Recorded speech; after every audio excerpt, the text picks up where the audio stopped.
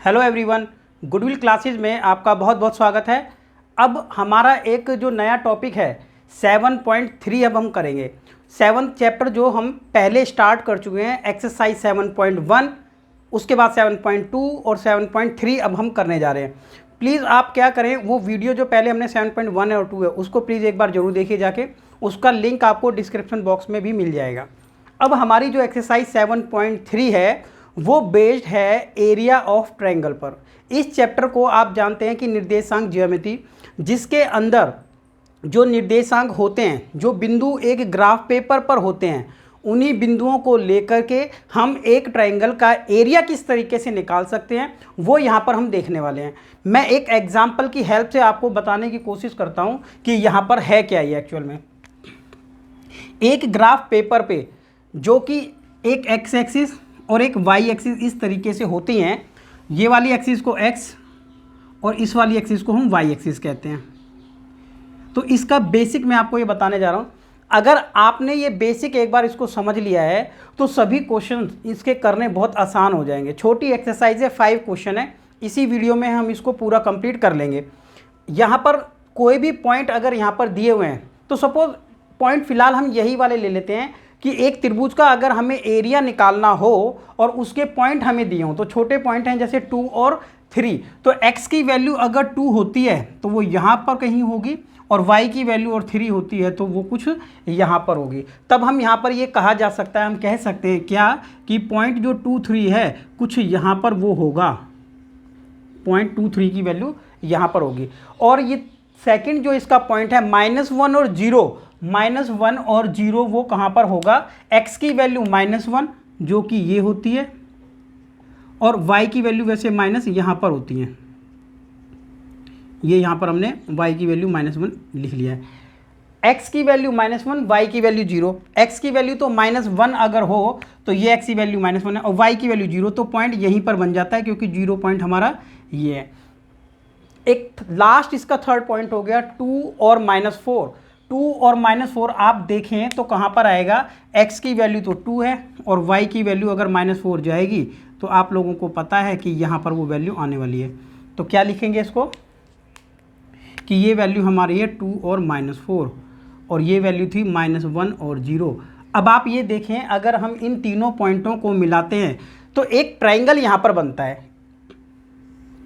इस तरीके से ये ट्रायंगल यहाँ पर बन गया।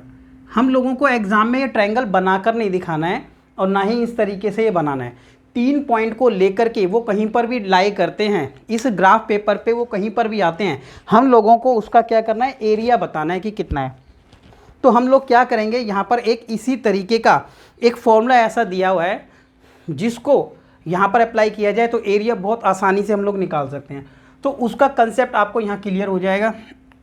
एरिया क्या होता है, एक ट्रायंगल, यहाँ पर ट्रायंगल पढ़ रहे हैं तो इसलिए ट्रायंगल की बात कर रहे हैं। इन चारों ये जो ट्रायंगल की तीनों साइड हैं, इन साइडों से जो घिरा हुआ एरिया है उसी को हम क्या कहते हैं, क्षेत्रफल कहते हैं। क्या कहते हैं, क्षेत्रफल। ये जो भाग यहाँ पे घिरा हुआ है तीनों साइडों से, जो क्लोज जो बंद फिगर है ये, और यहाँ पर जितना भी ये पार्ट है, जितना भी ये स्पेस यहाँ पर है, वही इसका एरिया है, वही इसका क्षेत्रफल है। तो क्षेत्रफल निकालें अगर हम इस ट्रायंगल का, तो जो फॉर्मूला वो क्या बनता है, यहाँ पर एरिया यानी क्षेत्रफल का फॉर्मूला है 1/2, और लिखते हैं हम x1। क्या लिखते हैं, x1।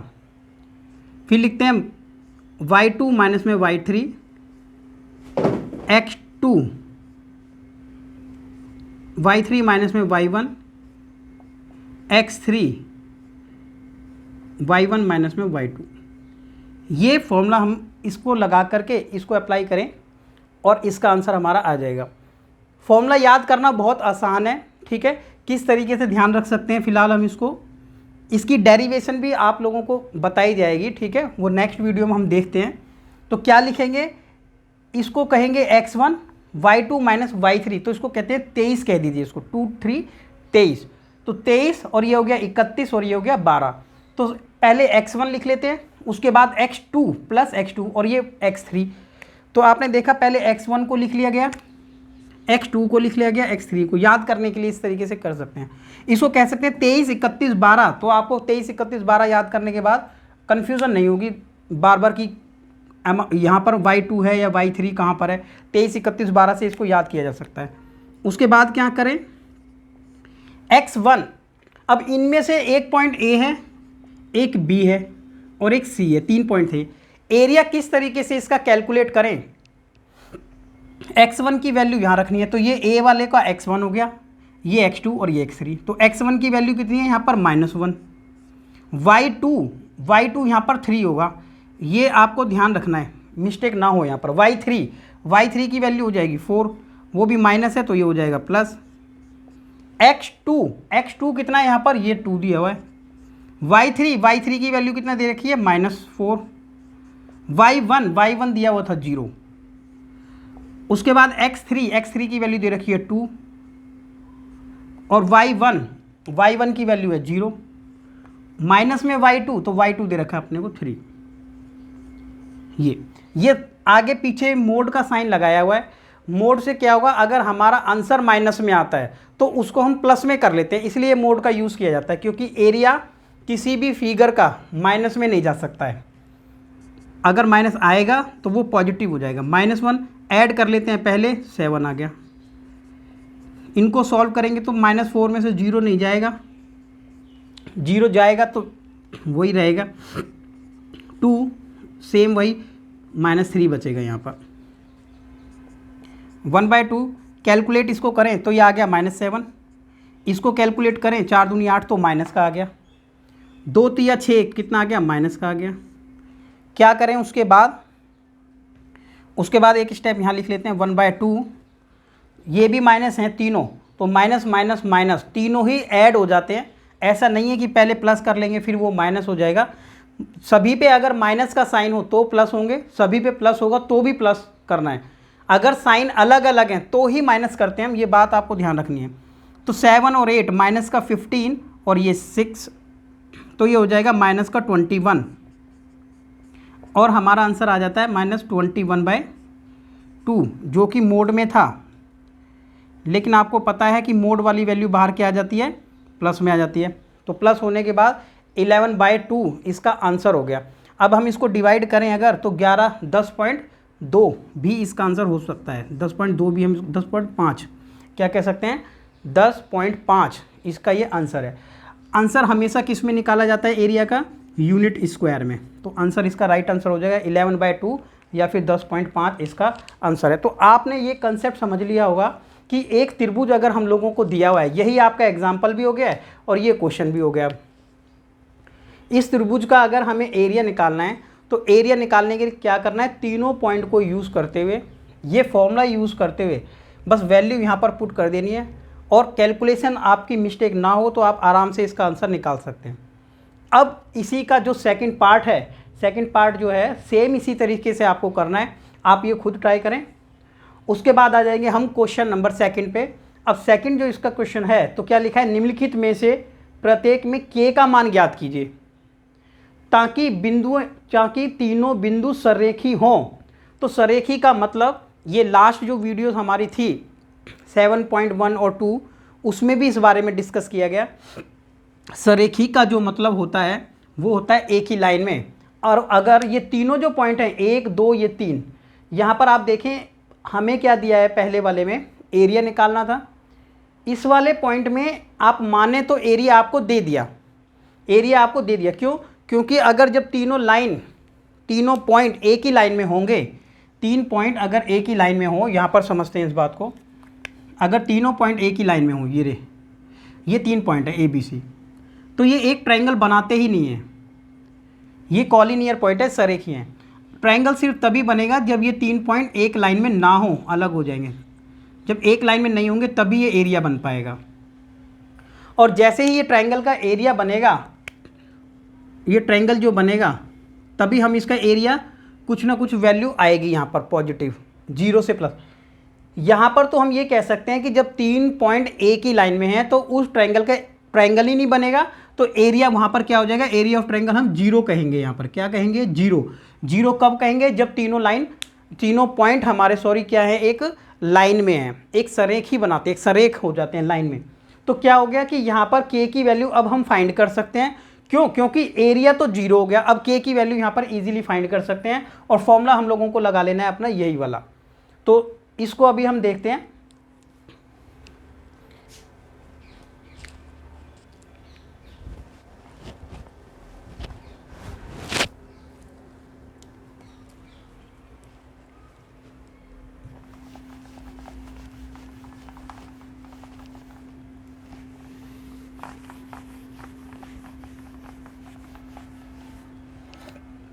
एक बार फिर से वही हम लोग कर लेते हैं।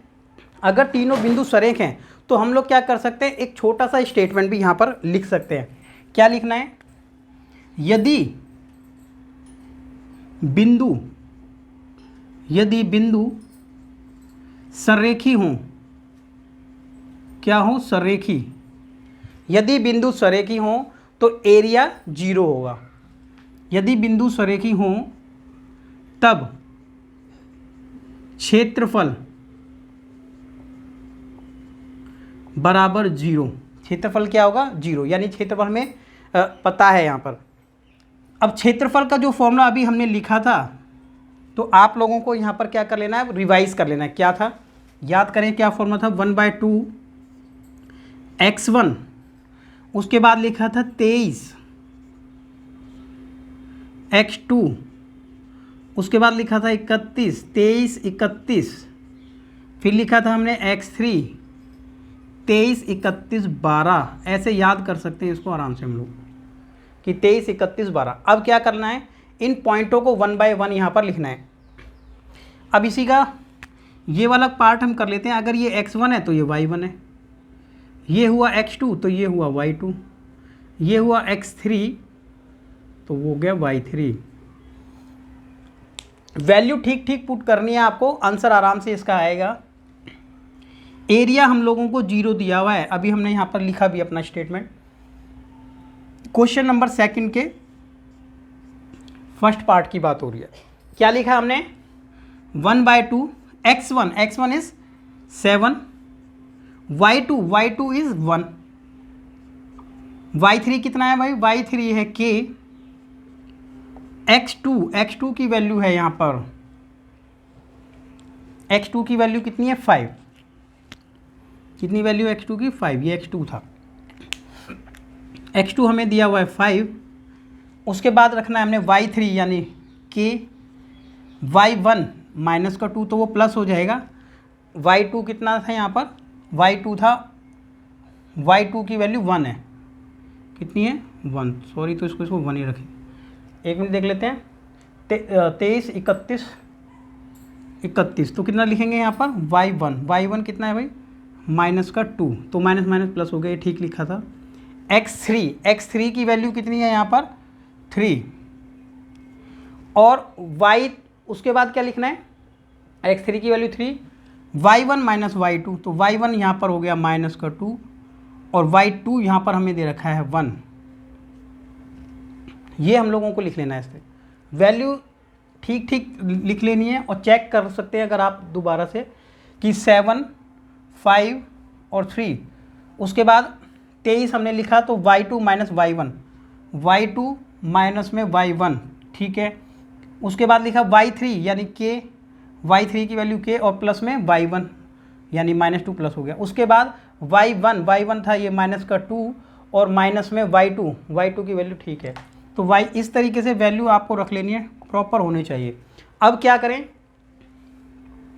अब हम इसको जितना हो सके उसको सॉल्व कर लेते हैं। क्या करें, 7 को मल्टीप्लाई करें, 7 आ जाएगा और माइनस में आ जाएगा 7k।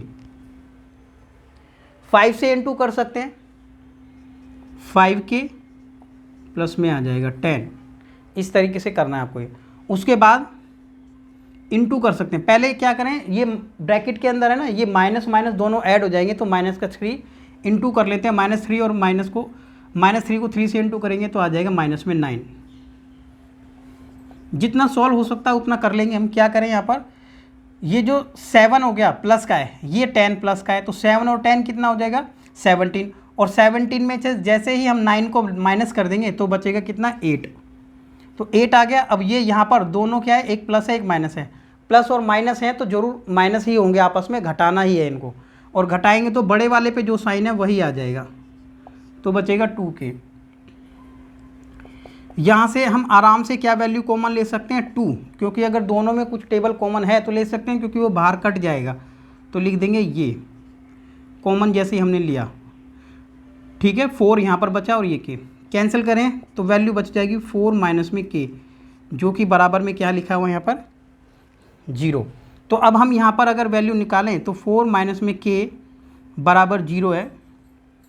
अब वैल्यू, ठीक है, 4 माइनस में k, इसको क्या है, ये जो वैल्यू है यहाँ पर जो अंडर रूट के अंदर है, अंडर रूट के अंदर है, आप कहें तो इसको हम क्या लिख सकते हैं, 2 बार इसको लिखा जा सकता है। 2 बार क्यों लिखा जा सकता है, क्योंकि मोड के अंदर जो है वो माइनस में भी हो सकता है और प्लस में भी हो सकता है, आपको ये पता ही है, ठीक है। तो यहाँ पर हम प्लस माइनस कर सकते हैं, या फिर डायरेक्ट फिलहाल यहाँ पर क्या लिख लेते हैं, 4 माइनस में k बराबर 0 है, तो k की वैल्यू कितना हो जाएगी, उधर जाके k उधर जाके प्लस हो जाएगा और कितना आ जाएगा वैल्यू 4, तो 4 इसका राइट आंसर होगा, ठीक है। अब इसी तरीके से आपका जो पॉइंट नंबर 2 है ये आप लोगों को खुद ट्राई करना है। फिर अब हम देखते हैं अपना क्वेश्चन नंबर 3।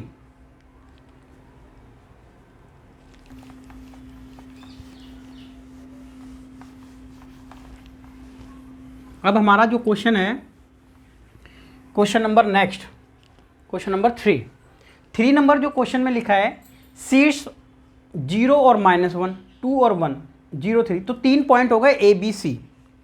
पहला पॉइंट ए, बी और उसके बाद हो गया सी।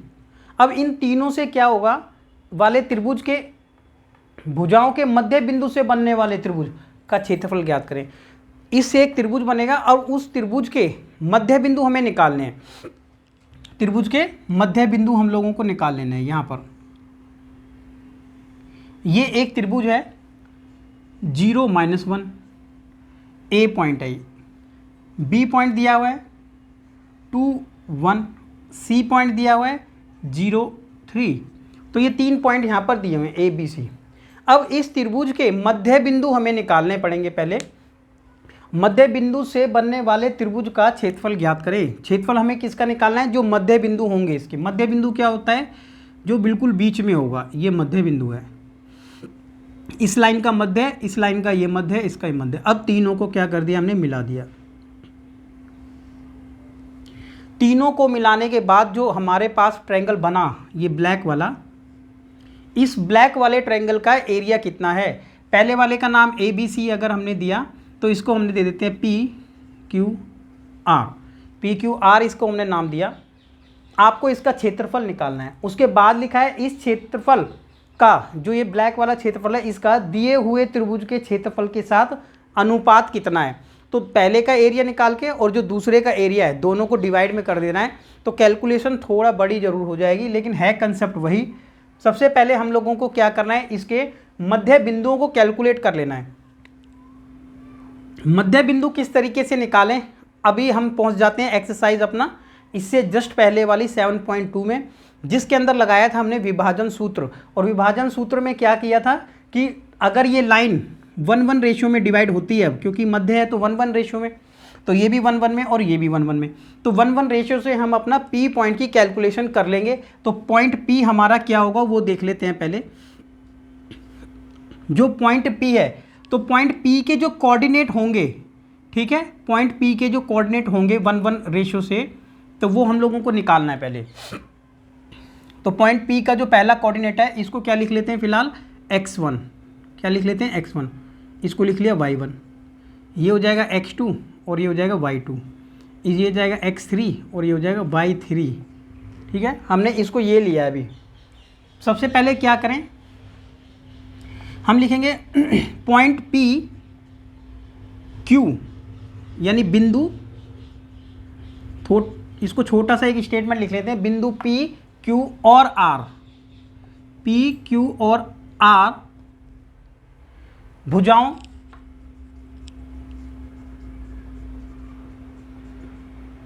को एक एक के अनुपात में, एक एक के अनुपात में विभाजित करते हैं।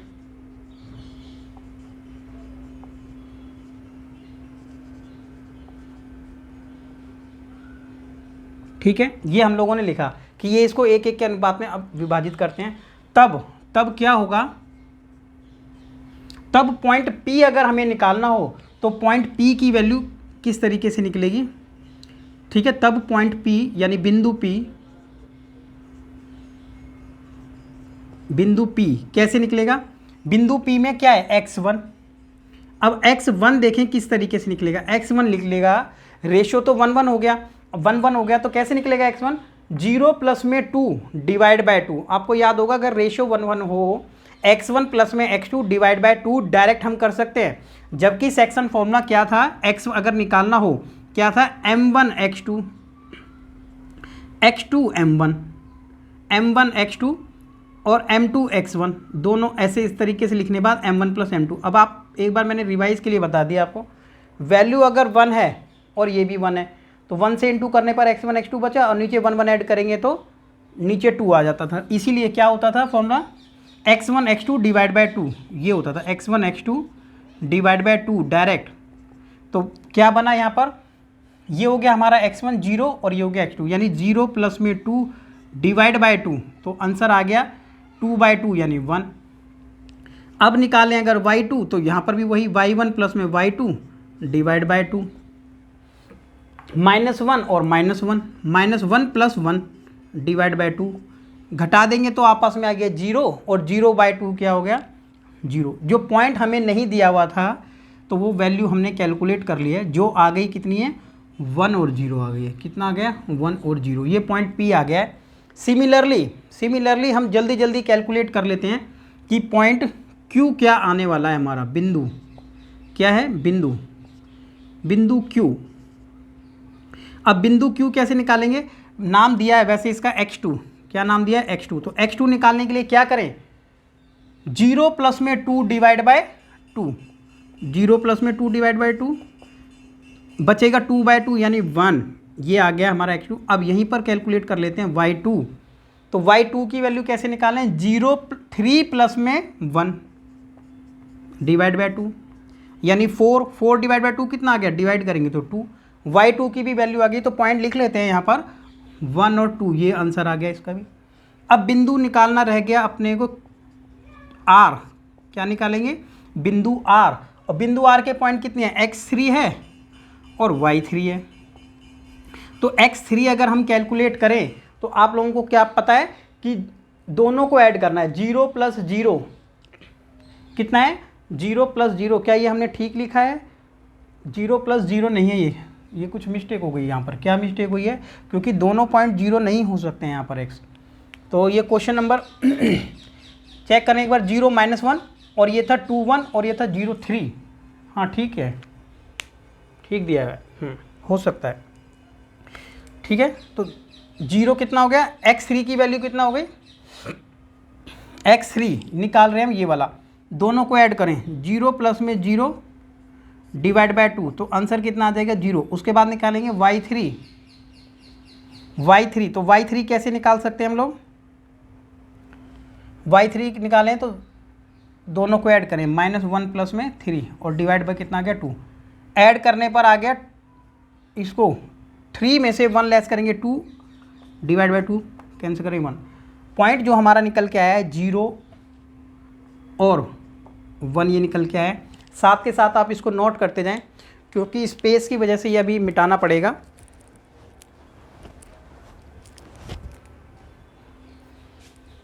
इसको रफ कर लेते हैं अभी। ये पॉइंट हम लोगों ने कैलकुलेट कर लिया है। अब इसके बाद जब तीनों पॉइंट आ गए हैं, रह क्या गया है, सिर्फ एरिया निकालना रह गया है। एरिया छोटे वाले ट्रायंगल का यानी PQR और एरिया बड़े वाले ट्रायंगल का।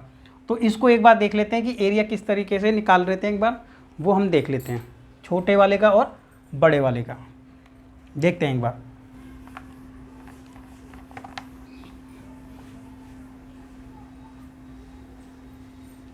इसके बाद आपको यहाँ पर आगे नोट करना है, ये आप लोगों ने नोट कर लिया होगा। अभी क्या करना है, अब हम लोगों को एरिया कैलकुलेट करना है। जो फॉर्मूला हम लोगों ने लगाया है वही एरिया है, ठीक है। एरिया का फॉर्मूला भी बार बार लगाने की ज़रूरत नहीं है वैसे, ठीक है। तो एरिया का जो फॉर्मूला था वो क्या था, क्षेत्रफल। क्षेत्रफल निकालने के लिए जो हमने फॉर्मूला लगाया 1/2 x1 23, x2 31 और 23 31 उसके बाद 12, क्या लिखेंगे 12। ये पॉइंट इतना 1 और 2 आया था, इसको यहाँ लिख लेते हैं, ठीक है 1 2, ये पॉइंट हमारा यहाँ है। 23 31 उसके बाद लिख लिया हमने 12, ये लिख लिया है। अभी हम कैलकुलेट कर रहे हैं एरिया, छोटा वाला पहले कैलकुलेट कर लेता। तो एरिया छोटा जो था, तो एरिया क्षेत्रफल किसका है, पी क्यू आर। कितना लिख रहे हैं, ट्रायंगल पी क्यू आर का क्षेत्रफल। वैल्यू देख देख के रख लेनी है। x1 वैसे हमने लिखा था यहाँ पर, तो 0 मान लेते हैं। x1 कितना है 0। उसके बाद लिखा हमने y2 माइनस y3। y2 की वैल्यू कितनी है 2, y3 की वैल्यू कितनी है 1। x2 की वैल्यू कितनी है यहाँ पर, ये x2 है 1। y3 कितना है यहाँ पर 1। y1 कितना है इधर, y1 की वैल्यू है 0 प्लस x3 की वैल्यू कितनी है यहाँ पर 0। उसके बाद है y1 कितना दिया हुआ है 0। y2 कितना दिया हुआ है 2। ये वैल्यू हम लोगों को देख करके इस तरीके से यहाँ पे पुट कर लेनी है। अब इसको सॉल्व करने के लिए क्या करें, देखो सबसे पहले क्या है यहाँ पर जो 0 ही आ जाएगा पहले स्टार्टिंग में भी। 2 में से 1 घटा देंगे तो 1 बचेगा, और उसको 0 से वैसे गुना करेंगे तो 0 ही आ जाएगा। अगले स्टेप पे कर देंगे, कोई बात नहीं। ये देखें 0, और इसको मल्टीप्लाई करेंगे तो कितना आ जाएगा ये। अब आप देख सकते हैं क्या आ गया यहाँ पर, ये 0 हो गया, ये भी 0 हो गया, बचा सिर्फ यहाँ पर 1। अब 1 जो है ठीक है, 1 क्या है अंदर प्लस है, क्या है प्लस। अगर ये माइनस भी होता तो भी इसको क्या करते हैं हम प्लस, क्योंकि मोड का साइन लगा हुआ था। तो आ जाएगा 1/2, इसका राइट आंसर आ जाएगा। यूनिट स्क्वायर ये हमने लगा दिया छोटा वाला, area of triangle P Q R. अब हमें एरिया ऑफ ट्रायंगल निकालना है, ठीक है। ये इसका एरिया आ चुका है। पहले हमें यही पूछा गया था कि इस त्रिभुज का क्षेत्रफल ज्ञात कीजिए, तो ये आ गया। अब दोनों का अनुपात भी निकालना है, तो अनुपात निकालने के लिए छोटे वाले ट्रायंगल का तो ले लिया हमने त्रिभुज का, बड़ा त्रिभुज का क्षेत्रफल निकालना है। तो क्षेत्रफल बड़े वाले ट्रायंगल का क्या लगा देंगे, ABC का क्षेत्रफल। कौन सा है ये, त्रिभुज ABC का क्षेत्रफल।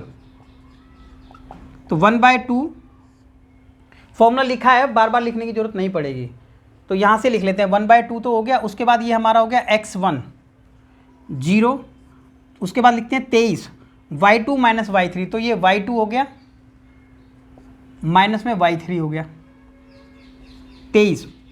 उसके बाद 31, x2 की वैल्यू रखें, x2 हो गया 2, 23 31, y3 minus y1 minus y1 plus, उसके बाद लिखेंगे 0 x3, 23 31 12 की वैल्यू कितनी होगी y1 और y2, इसलिए इसको 12 कहा गया, y1 और y2।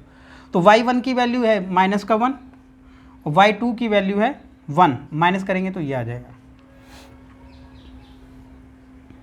सॉल्व इसको करेंगे हम लोग कैसे, 1 में से घटा देंगे तो 2, 1 में से 3 लेस करेंगे तो -2 आया। अब -2 को इससे गुना करें तो 0 ही आएगा भाई। अब यहाँ पर क्या करें, 4 को 2 से इंटू करेंगे 8, -1 -2 हो गया है, लेकिन 0 से मल्टीप्लाई करेंगे तो 0 ही हो जाना है। तो बचेगा कितना यहाँ पर 8/2, कितना हो गया ये 8 है टोटल, 8/2 कैंसिल करेंगे तो आंसर आएगा 4 यूनिट स्क्वायर। कितना आया यूनिट स्क्वायर, ये इसका आंसर आ गया। अब हम लोगों को दोनों का रेशियो निकालना है,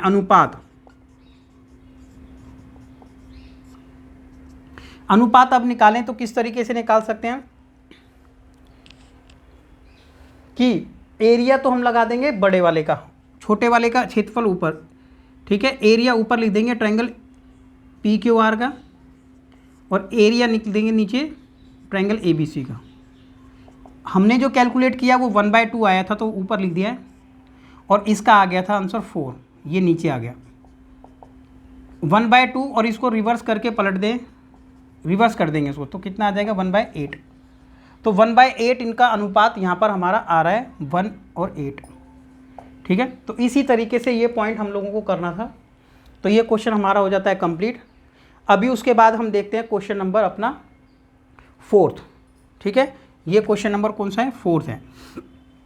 4th नंबर पर आते हैं। उस चतुर्भुज का क्षेत्रफल ज्ञात कीजिए। चतुर्भुज का क्षेत्रफल ज्ञात कीजिए जिसके शीर्ष ये चारों ये दिए हुए हैं।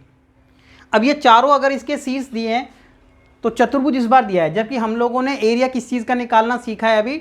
ट्रायंगल का। और चतुर्भुज अगर ये दिया है तो इसका क्षेत्रफल किस तरीके से हम कैलकुलेट करें वो आप लोगों को अब यहाँ पर देखना है।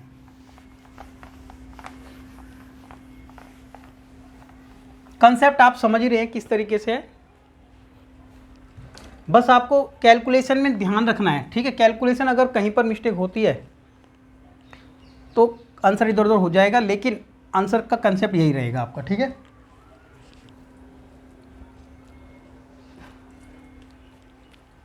क्वेश्चन नंबर 4 की बात करें। एक क्वाड्रिलेटरल किसी भी तरीके का दिया है, ऐसा बताया नहीं है किस टाइप है। ABCD ये 4 पॉइंट, ये चारों के चारों कोऑर्डिनेट भी आपको दिए। अब आपको चतुर्भुज का ये फॉर्मूला तो है नहीं अपने पास, ट्रायंगल का फॉर्मूला है, उससे हम एरिया अपना किस तरीके से कैलकुलेट करेंगे वो देख लेते हैं। अब हम इसको पूरे क्वाड्रिलेटरल को 2 ट्रायंगल में डिवाइड कर सकते हैं, या तो उसको यहाँ से मिलाकर 2 ट्रायंगल में डिवाइड कर दें। तो पहले इस वाले ट्रायंगल का निकाल लेते हैं और फिर इस वाले ट्रायंगल का। तो 2 ट्रायंगल यहाँ पर हमें मिल जाते हैं और दोनों का अलग अलग एरिया फाइंड करें। ठीक है, जो हमारा एरिया ऑफ ट्रायंगल का फॉर्मूला उससे, और दोनों को लास्ट में ऐड कर देंगे तो सेम आ जाएगा। और अगर आप चाहें यहाँ से नहीं मिलाना चाहते हैं तो यहाँ से भी मिला देंगे दूसरी जगह से, तो भी आप कैलकुलेट कर पाएंगे। ये यहाँ से मिला दें तभी भी ये 2 ट्रायंगल बन जाते हैं। तो दोनों का आप अलग अलग क्या करेंगे, एरिया निकालेंगे और उसको ऐड कर देंगे। अब हमारा आ जाता है question number last 5। Question number 5 हम देख लेते हैं। कक्षा 9th में आपने पढ़ा है कि एग्जाम्पल ये बता रखा है, 3rd नंबर एग्जाम्पल है, अध्याय 9 है, ये भी बताया है कि किसी त्रिभुज की एक माध्यिका, जो त्रिभुज होता है उसकी जो माध्यिका होती है, जो ट्रायंगल को, माध्यिका क्या होती है? एक ट्रायंगल ABC ट्रायंगल, माध्यिका होती है जो यहाँ से स्टार्ट होती है शीर्ष से और इस वाले को मध्य से डिवाइड करती है। ये माध्यिका है, यहाँ से चलाएं तो यहाँ से डिवाइड करेगी, यहाँ से चलें। एक ट्रायंगल के अंदर कितनी माध्यिकाएं हो सकती हैं? 3 माध्यिकाएं हो सकती हैं।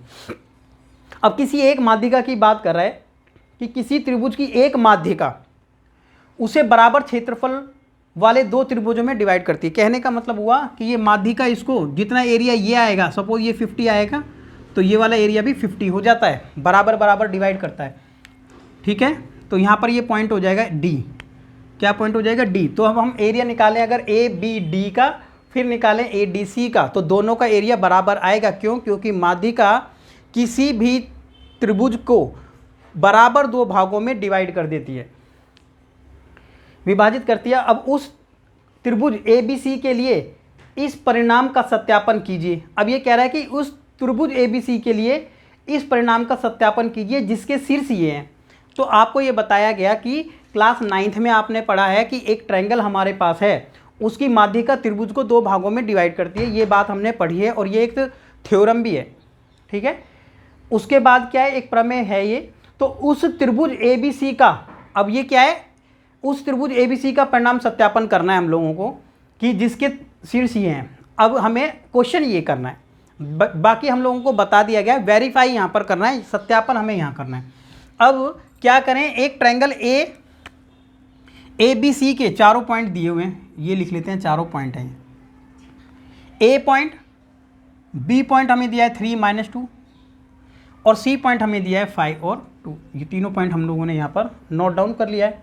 अब ये माध्यिका इसको 2 भागों में डिवाइड करती है। जब माध्यिका इसको 2 भागों में डिवाइड करती है, इस लाइन को ये माध्यिका 2 भागों में डिवाइड करती है, तब इस पॉइंट D की भी कुछ कोऑर्डिनेट होंगे, कुछ इसके बिंदु भी कुछ होंगे X और Y।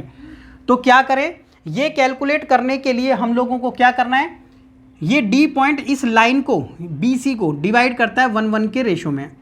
अब 1:1 के रेशो में डिवाइड करता है तो हम लोगों को अपना विभाजन जो सूत्र है 7.2 वाला उसको यूज़ करके वैल्यू डी की निकाल लेनी है। तो हम यहाँ पर लिख लेते हैं कि बिंदु डी भुजा BC को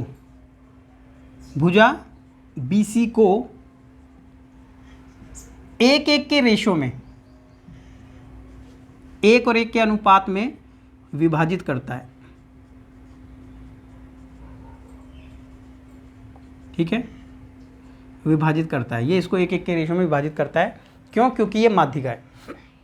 अब 1:1 के रेशो में डिवाइड अगर करता होगा ये, तो हम लोगों को बिंदु Q जब निकालें, क्या निकालते हैं? बिंदु Q। बिंदु क्या निकालना है अपने को? D।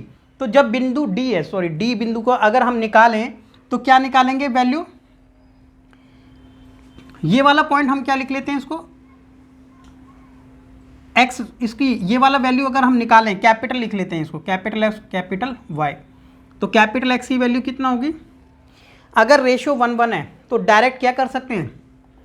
x1 x2 divide by 2, x1 x2 divide by 2। तो डायरेक्ट निकाल लेते हैं कितना? 5 प्लस में 3 डिवाइड बाय 2, 8/2 यानी 4। अब क्या करें उसके बाद? y की वैल्यू निकाल लें इसके y की वैल्यू क्या होगी? y1 y2 यानी 2 प्लस 2, जबकि वो माइनस में है। क्या है? माइनस में। तो आप 2 को 2 से कैंसिल कर देंगे तो 0 हो जाएगा और आंसर आ जाएगा कितना इसका? 0। अब आप देख सकते हैं कि वैल्यू आ गई है 4 और 0। अभी हमारे पास ये जो ट्रायंगल हमारा है रेड वाला, कौन सा है? रेड, इसको डॉटेड कर दिया है। अब इस रेड ट्रायंगल का अपने पास क्या दिया हुआ है? तीनों पॉइंट दिए हैं ABD। अब हम ट्रायंगल ABD का एरिया निकाल सकते हैं। नाउ अब ठीक है, क्षेत्रफल क्या लिखें? क्षेत्रफल त्रिभुज ABD, किसका? त्रिभुज ABD का क्षेत्रफल। अब ABD का क्षेत्रफल निकालें तो फॉर्मूला वही है, फॉर्मूला चेंज तो नहीं है, फॉर्मूला वही होगा। और वही फॉर्मूला होगा तो फॉर्मूला लिख लेते हैं, क्योंकि इस क्वेश्चन में हमने अभी तक नहीं लिखा है फॉर्मूला। एक ही बार लिख लेंगे, x1 23, उसके बाद लिखें 31, 23 31 और 12, 23 31 और 12। आप लोग समझ पा रहे होंगे कि 23 31 12 ये कैसे लिखा है? कैसे लिखा है? 2 3 23, 3 1 31 और 1 2 12। 23 31 12 ये याद रखने के लिए आपको इस तरीके से याद रखा जा सकता है। अब क्या लिखें? 1/2।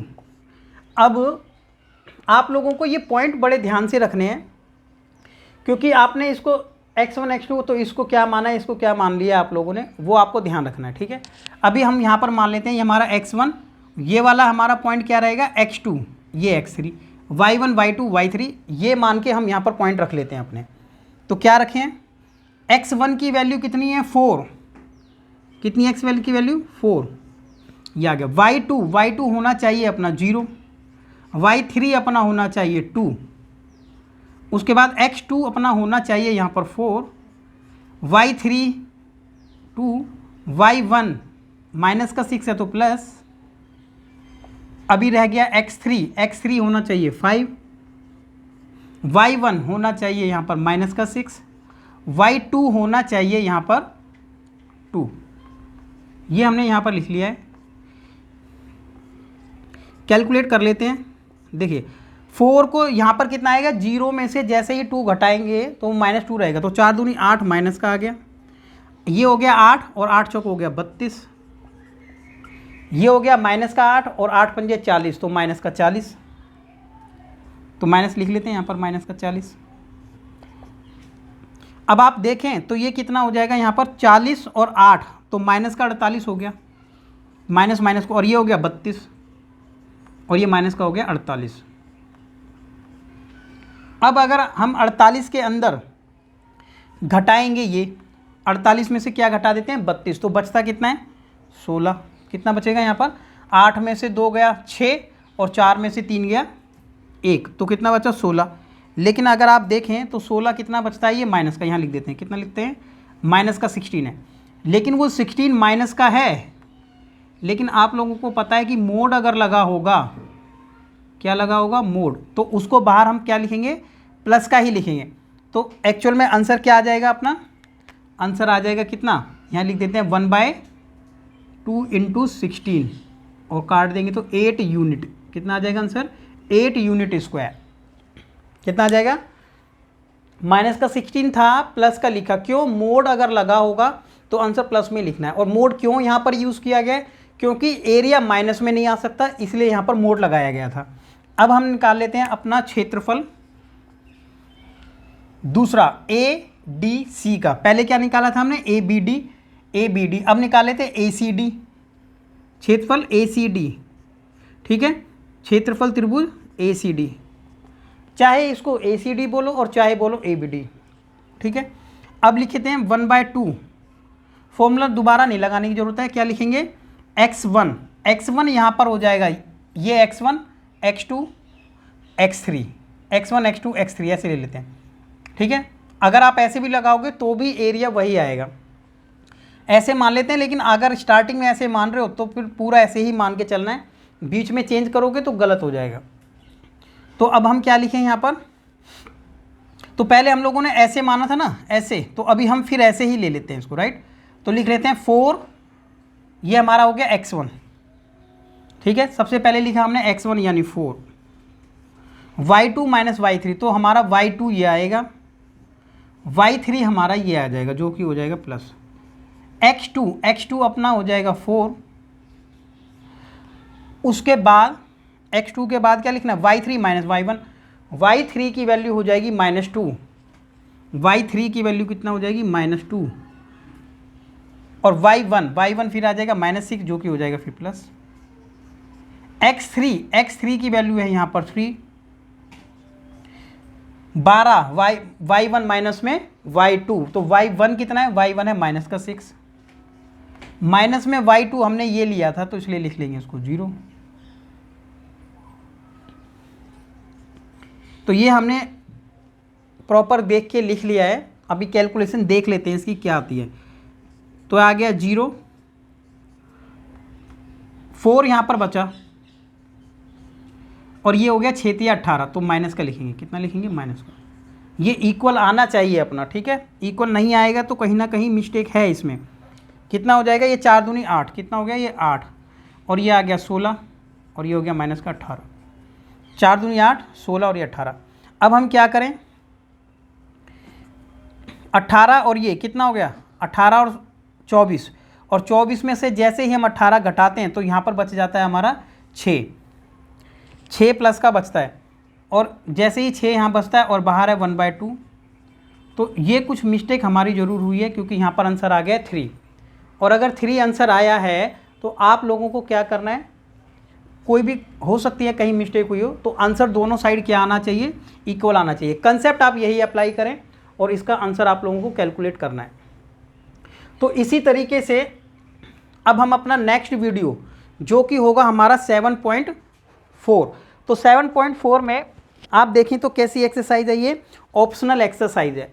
लेकिन ऑप्शनल एक्सरसाइज होने के बाद भी क्या होता है कि दूसरी बुक्स जो प्राइवेट आती हैं उनके अंदर इस टाइप के क्वेश्चन आते हैं, एग्जाम में भी अक्सर पूछ लिया गया है इस टाइप का क्वेश्चन। तो अब हम क्या करेंगे, अगली क्लास में अपना 7.4 ये अपना स्टार्ट करेंगे। Okay, thank you.